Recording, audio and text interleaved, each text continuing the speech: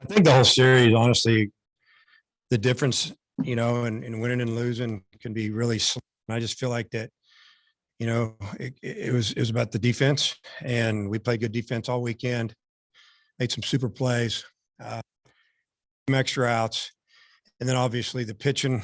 I mean, they pitched well, we pitched well. There was some big hits. There was runners left out there today, but we just played some baseball. We have some of our guys that maybe normally are hot type guys, better hitters, and they didn't have a great weekend, but other guys picked it up. You look at Webb today, he absolutely crushed the ball, gave us a 2-run lead. That was big because at the time you could kind of tell it was going to be tough for today. And, just happy for him, made some nice plays in the outfield. And, we did just enough to win today, but it's Good Friday with us putting the bat on the ball and them making some mistakes and us scoring some runs. We kind of carried the momentum into yesterday. And then, like I said, did just enough today. And what a great job by Jackson Wiggins today on the mound. And then, Taylor gave us an inning. I gave up his first hit and run, but still did a nice job for us. And then Tiger came in and closed the door for us.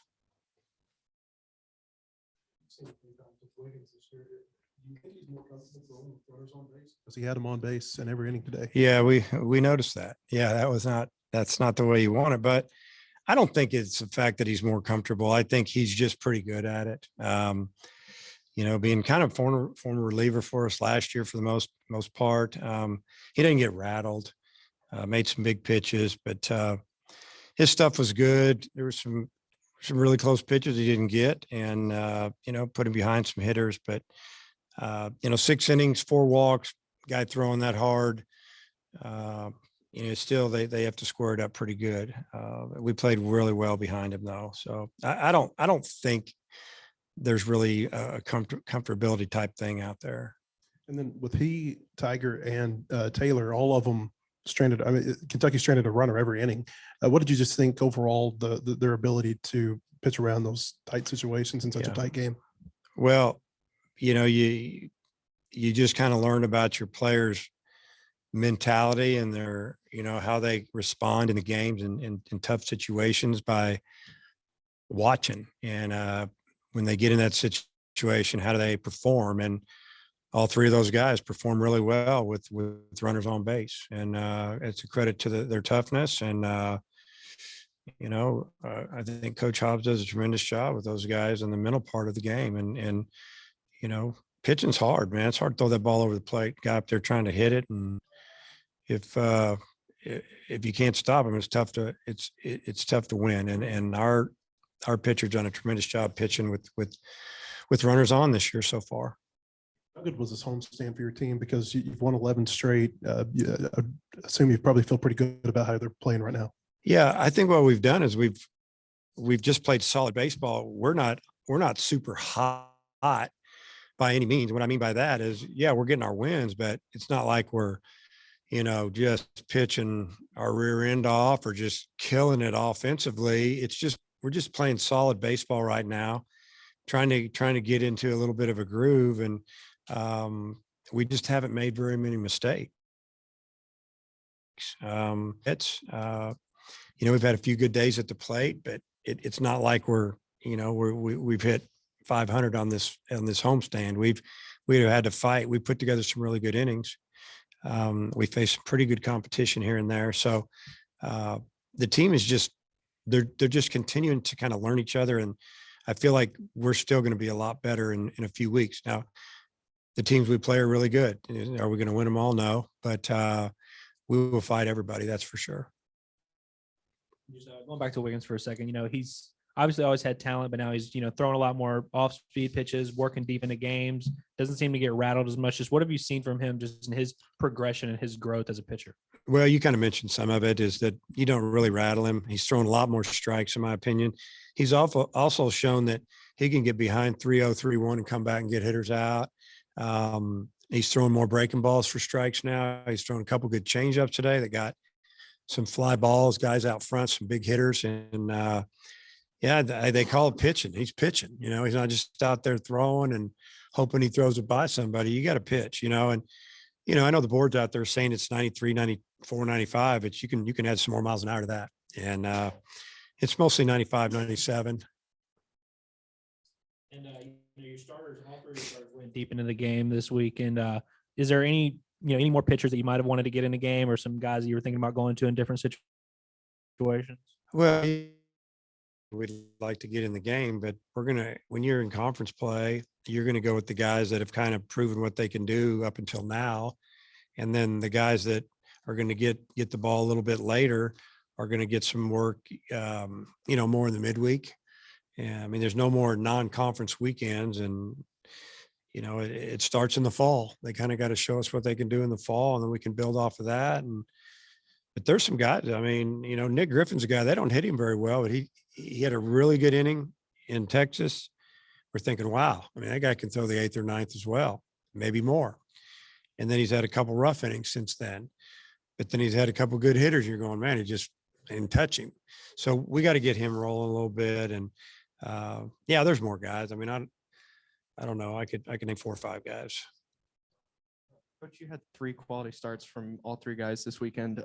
What does that do for those 3 guys' confidence and for the rest of the team's confidence in the first conference weekend? Well, I would think for their own personal confidence, it should really make them feel good about where they are, which is a starting pitcher in the Southeastern Conference. It's hard to do.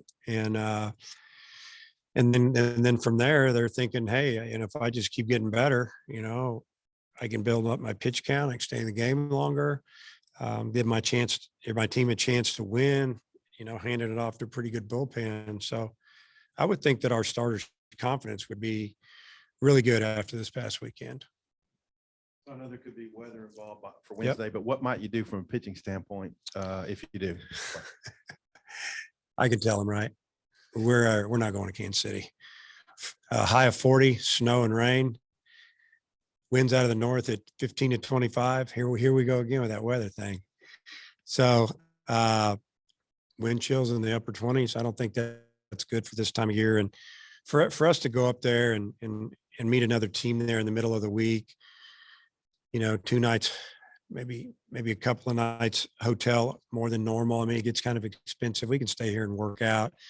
So we'll probably give our guys tomorrow off, most of Tuesday off, maybe have volunteer type workout for guys, some individual work, and then have a team workout on Wednesday, and then travel to Columbia. Hopefully the weather's good. We can travel to Columbia on Thursday and get a workout in at their place, and then start the series on Friday.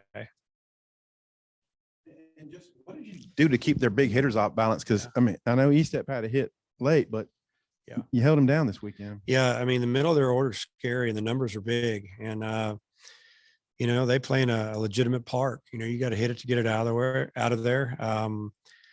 They're big and strong and experienced in the middle of that lineup. I mean, I looked at the lineup today, and they had 2 juniors and 7 seniors in the lineup.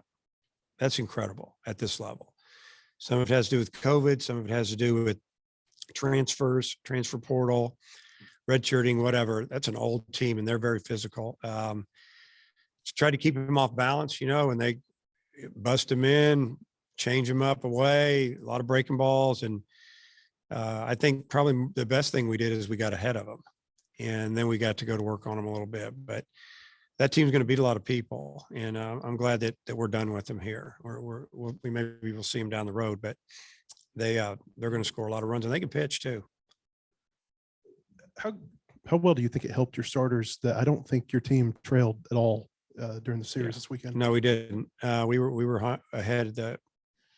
Once we scored, we were ahead. So I'm sure that helps a starting pitcher. It kind of maybe loosens you up a little bit. Take the edge off where you think, hey, if I make a mistake, we already got a run or 2 lead, and not a problem. But I think you can ask any pitcher, they'd much rather pitch with a lead than a tie ball game.